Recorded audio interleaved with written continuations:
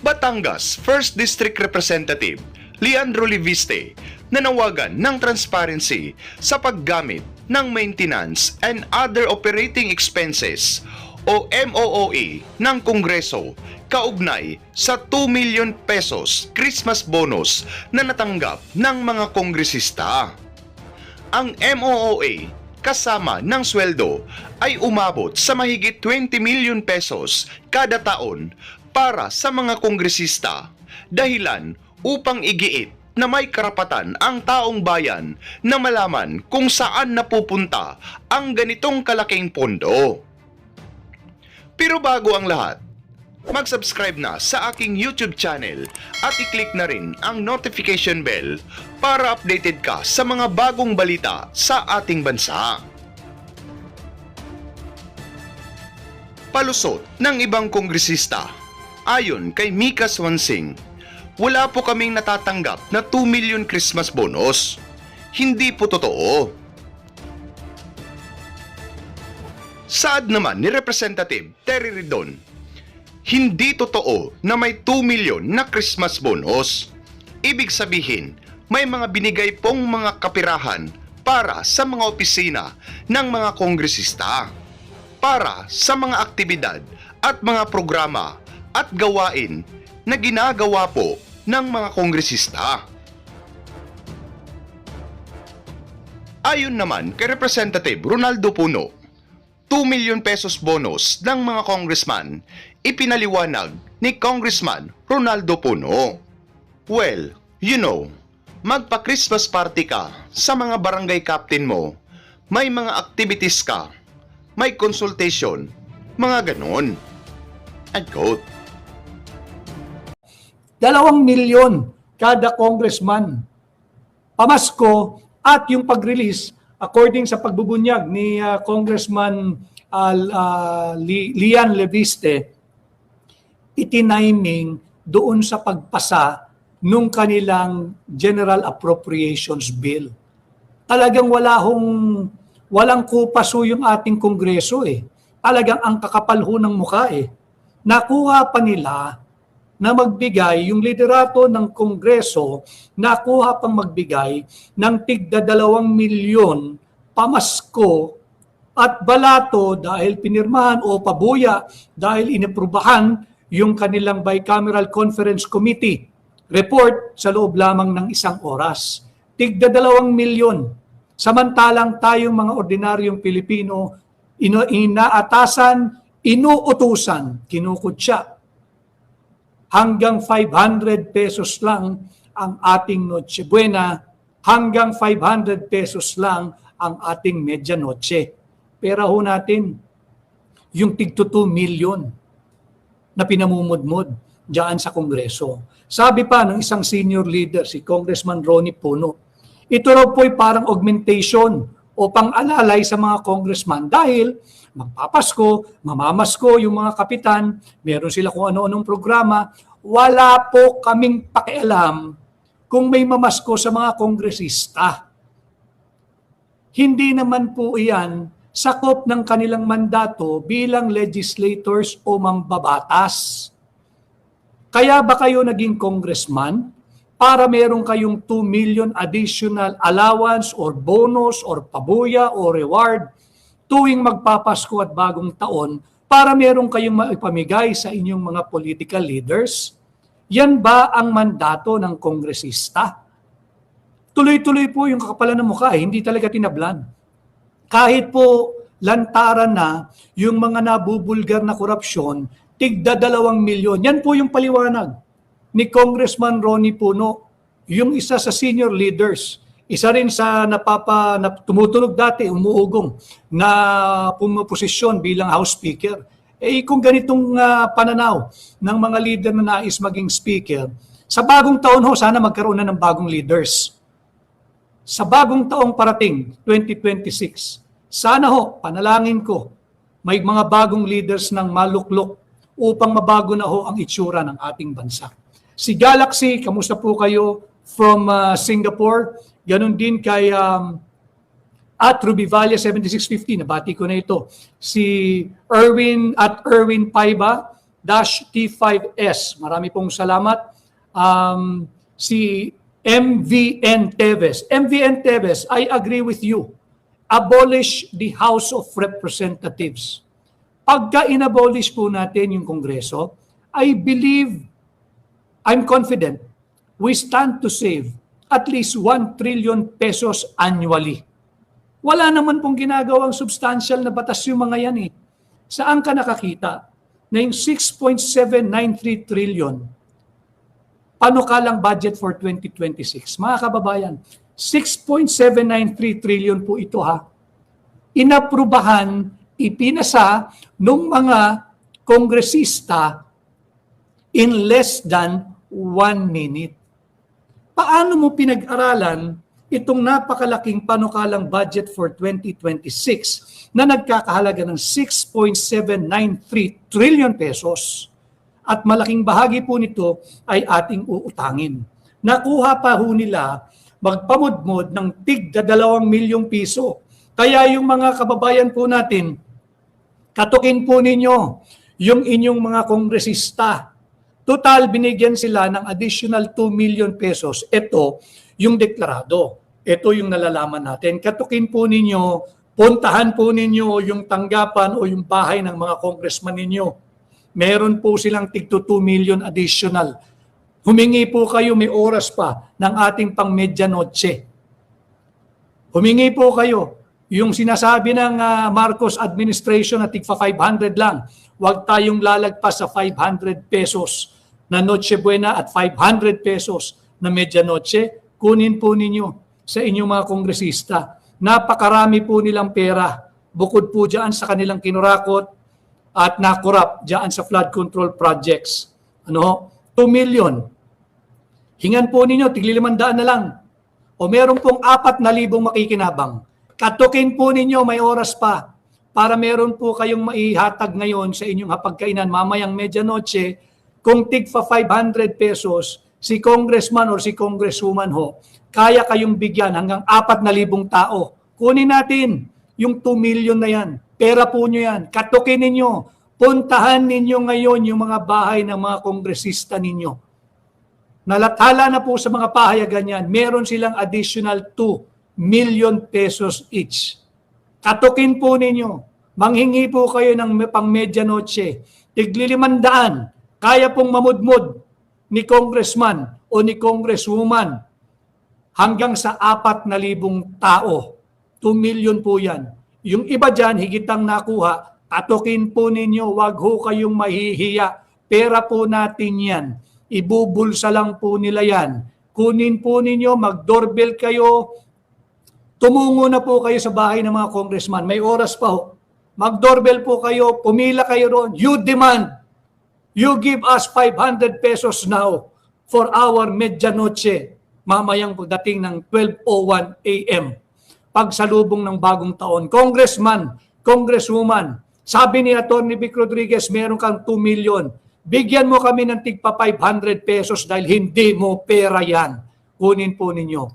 Si Greg Francisco, watching from Calgary, Canada, ang mga government employees, maliit lang Christmas gift. Tama po yun. Yung ating mga nagtatrabaho sa pamahalaan, katukin po ninyo ang inyong mga kongresista. Pumila po kayo. Kahit na magmistulang protesta ang inyong pagpila, obligahin ninyo. May 2 million po sila. Pag sinabing paano nyo nalaman yan, sinabi po ni Congressman Ronnie Puno, yung inyong leader sa Kongreso, meron kayong tig 2 milyong piso, wag nyong itago. Amin yan, pera namin yan, kailangan namin ng pang medianoche nang makakain naman kami ng disente sa pagsalubong ng taong 2026. Yan po ang gawin ninyo. Dahil may 2 million kada congressman. Grabe na po pera ng mga yan. Grabe na po, paliliwanag ko sa inyo. Yung 6.793 trillion na budget po, panukalang budget for next year, ilang oras na lamang po, 2025 na. Yung mga sumisigaw na tinutulak tayo sa isang armadong digmaan o armadong konfrontasyon laban sa superpower na bansang China, sinasabi nila atin ito, yung mga pinag-aawayang bato. Sabi po kasi ng UNCLOS, bato lang yun eh. 'di ba? Low tide, high tide feature lang 'yun eh. Ang claim lang po natin doon, ang basehan ho natin, bahagi daw po 'yun ng ating exclusive economic zone. Hindi man natin binabanggit na ito ay ating bahagi ng ating sovereignty. Yung sumisigaw ng atin ito ho muna ipaglaban natin yung ating national budget. Bakit? Malinaw ho, walang debate kahit saan tayo makarating. Itong perang ito, yung 6.793 trillion, atin ito. Pera po natin ito. Ito ang ating ipaglaban. Huwag po tayong magpapadala doon sa mga mahilig sa propaganda. Yung mga sinasabing atin ito, na wala daw mawawala ni katiting sa ating teritoryo. Tama, hindi nga malinaw kanino yung pinag-aawayan doon eh. 'Di ba? Next year sa ilang oras mula ngayon ay gaganapin dito sa Pilipinas yung ASEAN, yung Association of Southeast Asian Nation. Pansinin ninyo, tayo lang ang mahiling makipag-away sa China. Hindi ko sinasabing tama ang China. Pansinin po ninyo, yung ibang claimants, yung Vietnam, ang dami rin pong claim yan, pero malamig ang ulo nila pagdating sa usapin ng territorial dispute or exclusive economic zone dispute. Yung mga miyembro ng atin ito, alin ang atin? Ang atin mga kababayan, bago po matapos ang taon, isariwain lang po natin yung mga issue dahil ito rin po ang ating dadalhin at patuloy na tatalakayin next year. Bakit? Unresolved issues po ito. Mamaya po sisimulan natin mula sa pag-aresto, mula sa pagkakanulo kay Tatay Digong sa kamay ng mga banyaga hanggang ngayon, huling araw ng Disyembre taong 2025. Huwag po natin kalilimutan itong mahalagang issue. Ano po yan? Massive corruption, looting of public funds, at drug addiction. Yan po yung mga issues na kinakaharap ng ating bansa ng kasalukuyang administrasyon at patuloy nilang iniiwasan at patuloy nagtatangkang tayo'y budulin. Balik po tayo sa 2 million kada congressman. Si Nanette Samiliano, yung mga mas malapit kay Mika Swansing, yung chairman po ito ng appropriations, mas malaki pa sa 2 million, malamang. I agree with you, Nanette Samiliano. Shen Gomez, God bless you more. Attorney Vic Rodriguez, thank you. Si Sunny Boy Berbanya, hayahay talaga ang congressman. Dapat po talaga i-abolish itong kongreso. Si Elmer Nair, Dungit Cordova, paldo. Paldo, kaya nga ho, magtungo po kayo sa bahay ng mga congressman ninyo, mga kababayan. Sa lahat po ng nanonood, marami pong salamat sa mahigit 1,000 live viewers natin base po sa Magic Eye na aking nakikita. Turuan po ninyo yung inyong mga kapitbahay. Magtungo na kayo ngayon sa bahay ng inyong mga kongresista.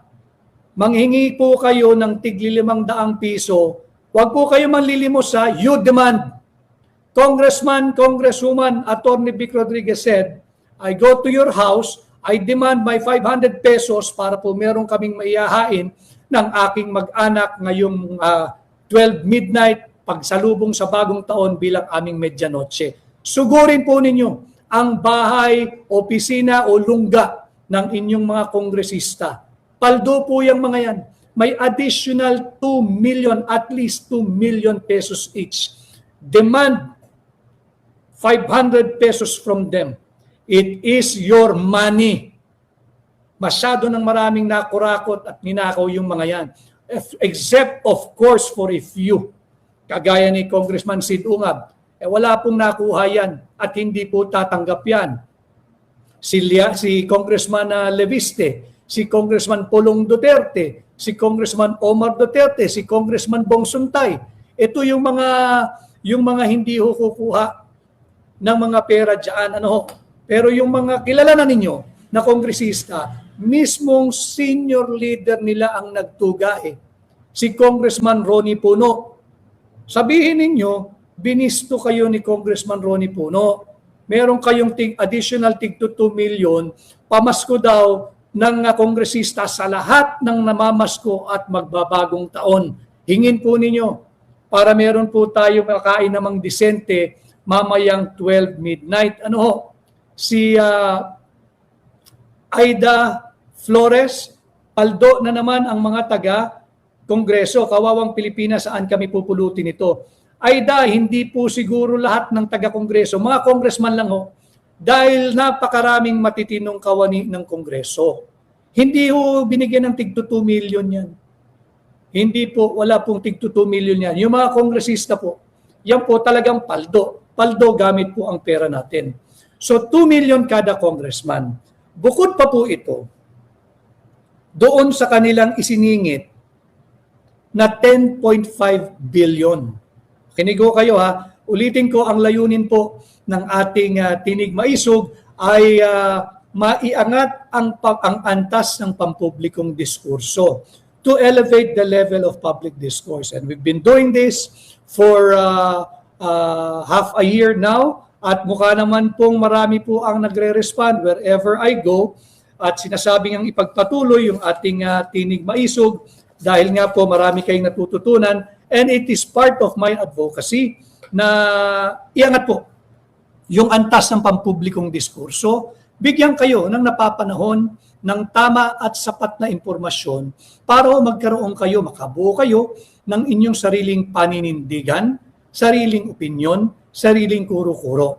Again, not necessarily na kayo ay sang-ayon sa aking pahayag, sa aking opinyon, sa aking pananaw. Hindi po. Mainam kung pareho, mainam din kung hindi. Ang importante, magkaroon kayo ng sarili ninyong opinyon, kuro-kuro at matigas na paninindigan base sa tamang impormasyon. Kanya po natin ginagawa ito. At ito nga ho, yung tumambad sa atin, binigyan ng extra 2 million kada kongresista na alyado ng Marcos Jr. administration.